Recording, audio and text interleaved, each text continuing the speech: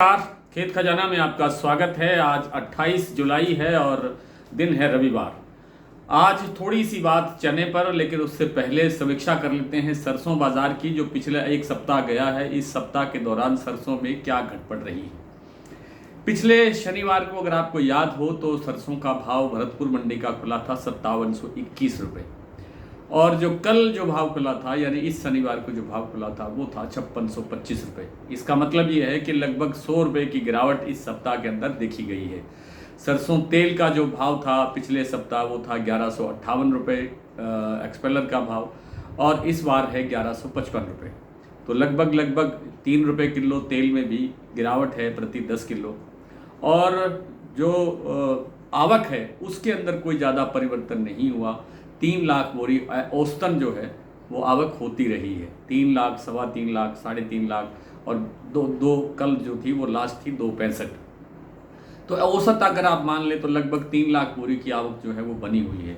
इस बीच नेफेड ने भी अपने सरसों की बिक्री शुरू की है, और 26 जुलाई तक की जो रिपोर्ट है वो है लगभग 3600 टन सरसों की बिक्री। 3600 टन सरसों के आसपास अभी तक बिक्री किया है नेफेड ने। हालांकि जो अनाउंसमेंट्स बहुत बड़ी होती रही हैं, 20,000 टन, 22,000 टन, 50,000 टन, लेकिन अभी तक जो आंकड़े सामने आए हैं वो मात्र 3,600 टन के लगभग है। इसमें कोई 2-4 टन ऊपर नीचे हो सकता है, इससे ज़्यादा नहीं।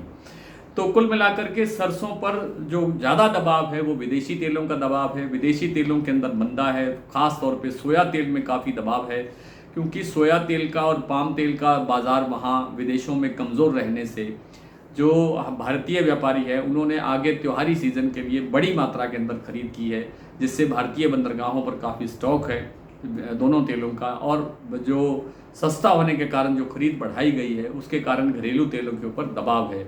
इन सब कारणों से सरसों पर एक जो कहते हैं कि मनोवैज्ञानिक जो दबाव पड़ा है वो है। हालांकि फंडामेंटल अभी भी सरसों का मजबूत है, क्योंकि जो आवक है वो नहीं बढ़ रही है, आवक में कोई सुधार नहीं हो रहा है। इसलिए लगता नहीं है कि अब जो इससे आगे की जो गिरावट है वो बढ़ सकती है। जयपुर 6,050 रुपये का भाव कल क्लोजिंग में था, और अगर इससे बाजार नीचे जाता है यानी 6,000 से नीचे बाजार अगर जयपुर का जाता है तो फिर आप मान के चलिए कि बाजार 50 से 100 रुपये तक और गिरने की संभावना में चला जाएगा। लेकिन अगर बाजार यहाँ स्टेबल हो जाता है, 6,000 6,025 के आसपास स्टेबल हो जाता है, तो फिर बाजार स्थिर ही रहेगा, 25-50 रुपये अप डाउन होता रहेगा। बाजार फिर आगे बढ़ने की गुंजाइश तो आएगी, लेकिन अभी नहीं आएगी। सितंबर के आसपास जाते हुए जब ये सावन का महीना जो है वो समाप्त हो जाएगा, उसके बाद हल्के हल्के त्यौहार आने शुरू होंगे, तब जा करके सरसों के अंदर थोड़ी सुधार की गुंजाइश बनेगी। थोड़ा सा सरसों तेल का भी तब ही जा करके सुधार होने की संभावना बनती है।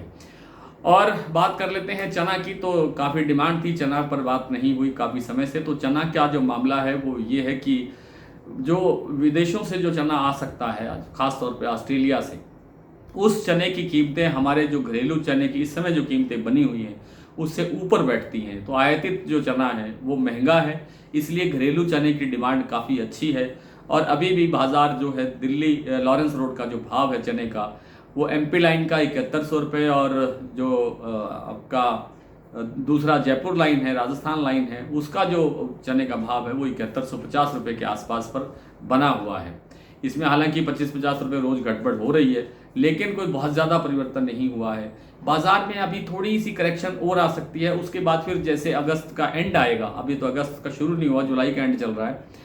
अगस्त में जो है, अगस्त के सेकेंड वीक में या थर्ड वीक के अंदर थोड़ी सी डिमांड इसकी बढ़ने की संभावना बनेगी, क्योंकि त्योहारी सीज़न के लिए फिर खरीद शुरू होगी। और त्योहारी खरीद शुरू होने से बाज़ार में 100 से 300 रुपये या 250 रुपये तक की तेज़ी की संभावना फिर देखने को मिल सकती है। फिलहाल चने में और सरसों की अपडेट में इतना ही। आपसे कल फिर मुलाकात होगी, तब तक के लिए नमस्कार।